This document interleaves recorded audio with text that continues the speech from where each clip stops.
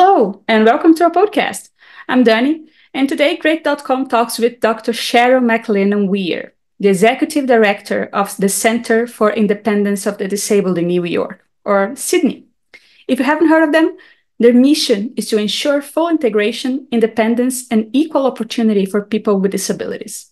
Remember, if you're new here to this podcast, press subscribe on YouTube or in your podcast app. Hi, Dr. Cheryl, and welcome to our podcast. Hi, thank you so much for having me today. Thank you, Dr. Sharon, for joining us today. It's a pleasure, and we are really looking forward to learn more about CIDNY's work. And let's begin with a little bit of history, shall we? Tell us about how CIDNY came into existence. Yes, so CIDNY is part of the independent living movement. We were established in 1978. This movement really came about during the time of disability rights in the United States, where Section 504 of the Rehabilitation Act really pushed through to allow people with disabilities to be able to get equal access to education, employment, and other types of services in the country. So independent living centers were very much established to help those with physical disabilities, as well as sensory, emotional, behavioral, and other types of disabilities have a place to go to where people with disabilities work there. They understood the culture, they understood the barriers, and helped support one disabled to another to ensure that they could have an independent, productive life. So CIDNY was established here in New York City, and we work with people with disabilities throughout the 5 boroughs of New York City. Well, that's really incredible, and that's a great work that you're doing. I would like to learn more about the context, the challenges that people with disability are facing in New York right now, because I think that once you say like the Center for the Independence, it stands for something. And if I'm not wrong, I think in your mission, there's always also a part that talks about removing barriers to social, economic, and cultural aspects, right? So Yeah. what are the challenges that this community is facing right now? Well, it's quite complex. Disability is a universal phenomenon. It's a global phenomenon. It's just not something that's happened here in the United States or even in New York City. They say that 1/4 of the US population has a disability, and globally, it's even more than that. So we have many, many millions of folks living across the world that have a disability. With disabilities, it can happen at any point in one's life. You can be born with a disability. You can acquire it in life due to illness, an accident, or some type of a major life event. So essentially, it's important to understand that we are all temporarily able-bodied, and it's important to have the environment that we all live in be accessible to all different types of users. This is what the mission of CIDNY is all about, is to understand that people with disabilities want to enjoy the same quality of life that everyone without a disability wants to enjoy. So we focus on barriers. There's 7 aspects of advocacy that we focus on that we see have the greatest impact on the lives of people with disabilities. These 7 barriers include the following: physical health, mental health, housing, employment, education, transportation, and voting. All of these aspects are important. And as you will see the aspects, you can't have a gainful, independent life without one or the other. So they all intermix, they all intersect. And because of preconceived notions and stigma, the barriers are so great in these areas. Oh, I see. I think even though I feel like we have overcome a lot of stigma, there's still like a huge part of it that we just don't fully understand. And I love when you say about how interconnected those aspects are.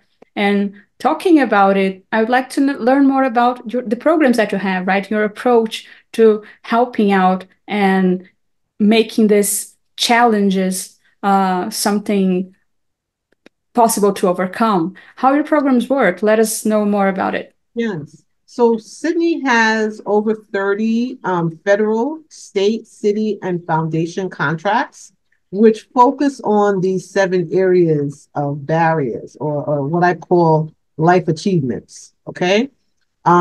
We try to help people who want to live independently. And a lot of the times you need resources to do that, however severe your disability may be.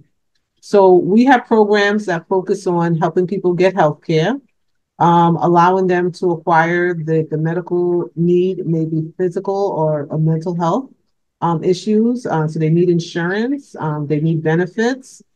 So we help them in applying for applications and getting the needed benefits. And these are people that may be working full time, maybe working part time, maybe volunteering, or they're unable to work at all because of the extent of their disability.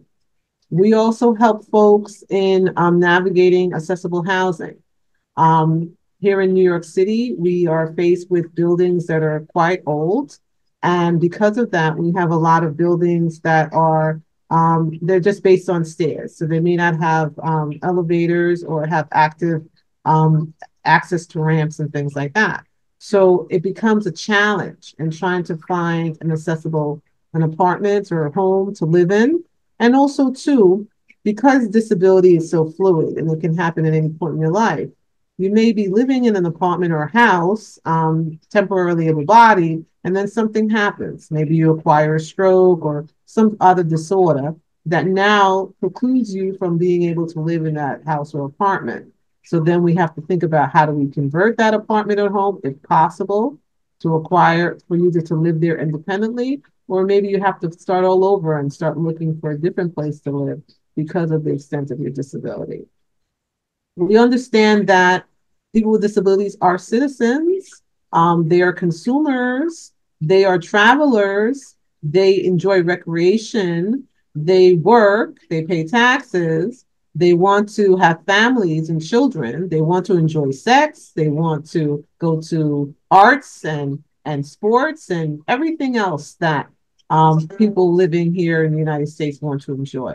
So it becomes imperative for us to ensure that all these aspects of life become accessible, because one person should not be excluded because he or she may have a disability that is they're not able to access the good, the service, or entertainment in the same way as another person without that disability.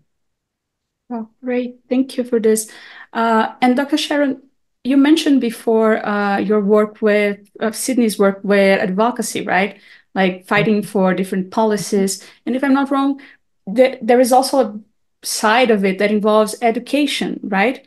Could you Yeah. tell us more about this side as well, about how you approach it? Because I wonder if education goes for inside the community, like learning more about their rights, or outside the community, about teaching people about all of those things that you just told us. So how does this Yeah. work? So we do both. It's a holistic approach to advocacy. So again, looking back at the 7 core areas of advocacy, we have community organizers as well as other staff here at CIDNY that focus specifically on working to remove those systemic barriers for those 7 areas. And I will say them again because they're very important. Physical health, mental health, transportation, voting, housing, education, and employment. Um, in doing the advocacy, we in Sydney also have a consumer action network meeting every month where we have our consumers be the voice of what's going on the street, per se. What are the issues that are facing them and what are the challenges and how we can work with our local politicians to pass legislation so that we can remove some systemic barriers. Sometimes Sydney has to do the tough thing with other disability advocates, and we have to sue. Unfortunately, different types of businesses as well as government agencies, so the systemic change start to occur. If you read on our website, in 2022, Sydney, along with other disability organizations, was able to settle a global settlement with the New York State Metropolitan Transit Authority, the MTA. This is a $1 billion organization that provides mass transit to all New York City residents. living in the five boroughs, but also living in the external counties of New York City, where they run as far north as Poughkeepsie, New York, and as far south and east as Long Island on the Long Island Sound, so Southampton. So, in working with advocates, we wanted to ensure that every user of the subway, as well as the commuter rail system and bus system, would be able to access it with an accessible elevator or a ramp system. So, hopefully by 2050, we will have 100% compliance with mass transit in New York City, where every person will be able to take it with no problems, being able to have an elevator. Now, you probably say, wow, that's a lot. That's great for the disabled. But whenever we do anything, advocating for people with disabilities, we're also advocating for the mass public. Elevators help people who are travelers dealing with their luggage, moms with strollers, those that are temporarily able-bodied because they maybe broke a leg and they have to use crutches, and so much more. So it's not just the benefit of the disabled, it's really the benefit of the full population. We also, in our advocacy through working with politicians and working with our consumers, also with litigation, we do a lot of lobbying. Like this February 12th, we're going to be going to Albany and we're going to be doing lobby day. So we teach our consumers how to talk about their personal stories and how to get the word out to politicians so that they understand why they should support a certain bill, especially if that bill needs funding to implement. Because sometimes you have to pass a bill, but you need funding to get it done across the various counties of New York. So we teach our consumers on how to do that. We also have a manager of education and training here, and we do a lot of external disability literacy to other organizations, for-profit businesses, as well as nonprofit businesses that works all right, that have clients or consumers with disabilities or patrons about how to work with customers, employees that may have disabilities, because essentially we know that the aspect of disability is everywhere, and it's not so foreign into from a public as well as private business to have an employee or customer that may need assistance based on their disability. So yeah, we have a round approach to disability literacy that includes working with our consumers within our organization, but also extending it out to the mass public. This is wonderful and vital work, I'd say, Dr. Sharon. And thank you for giving me a vocabulary to talk about this, because you said disabled literacy. Is that correct? Yeah, disability literacy, yes. Disability literacy. Thank you Mhm. for this. I did not know about it, so it's gonna be great to share. And one other thing that I would like to comment, if you don't mind, is that Mhm. when you were describing this advocacy work of changing, making demanding structural changes, infrastructural changes for elevators and ladders and all of that. And then you said, Mhm. "Oh, but this is a lot." And then I thought, yeah, it's a lot of work, like a lot of willpower to go and chase those changes, right? Mhm. But they are kind of basic things for living, right? It's Yeah. kind of fighting Mhm. hard to get a basic human necessity met. So it's kind of crazy, and that really got me thinking here. So it must Right. be really hard work that you guys are doing there. Yes. Well, what we say in the field is that disability rights is human rights. Disability rights is human rights. A lot of the things that CIDNY and other organizations fight for is things that we all should have. We should have access to transportation. We should be able to cross the street and know and ensure that we get across that street safely. So now we fought for pedestrian accessible signals so that people like myself who are blind will be able to know when to cross the street and be able to do that independently. We also fight for curb cuts. It's important to have curb cuts for people that use mobility devices like wheelchairs and walkers, crutches, canes, so that they were able to get up and down the curb cut without having any difficulties. We fight for restrooms. We fight for being able to get on a website and being able to know the information on the website and not having challenges because you use a assistive technology device, like a screen reader or magnification. We fight for everything. I mean, to be able to go to a theater and be able to have audio description of a show, being able to have closed caption, being able to have cart services for a meeting for those that are deaf and hard of hearing. Um, there's so many things. It's hard to keep up with it all. But essentially, this is the fight. And once you have universal design, I think that's the thing I want to leave your audiences with. The aspect of universal design. Once you have that, then it doesn't become, oh, this is something for the disabled. No, universal design is access for everybody because all of us needs these human rights that we're talking about. Access to vote, to take a bus or a train, to go to work, to go to school and be able to have the services that you need in your school so that you can learn the way that you need to learn because you may have a learning disability.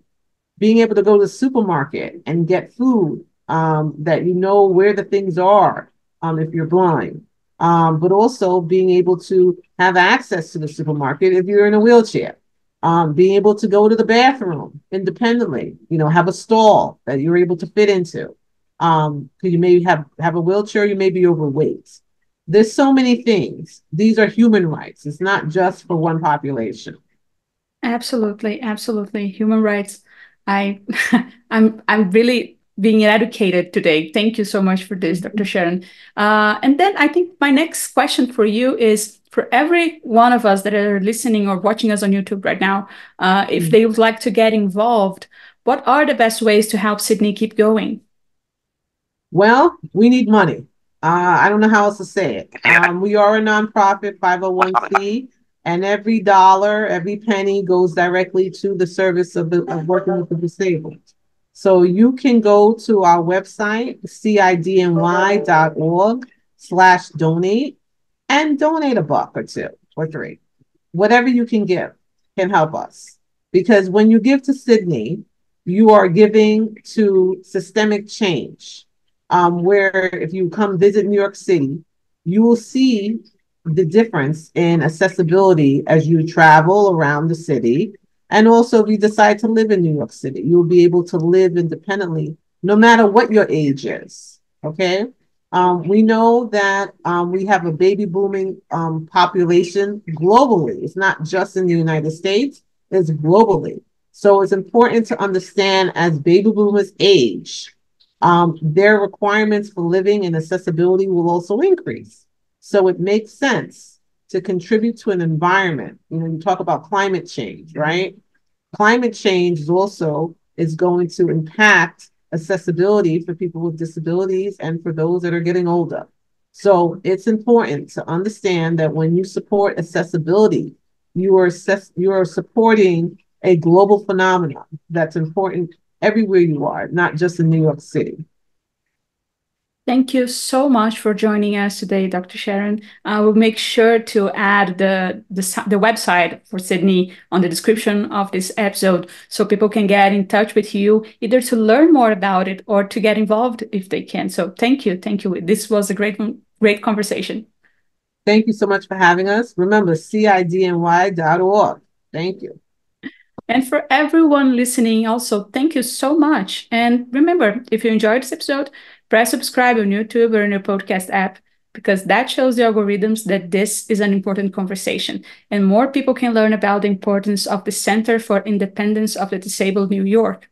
Check out their page, help out if you can. And I see you in the next episode. Bye.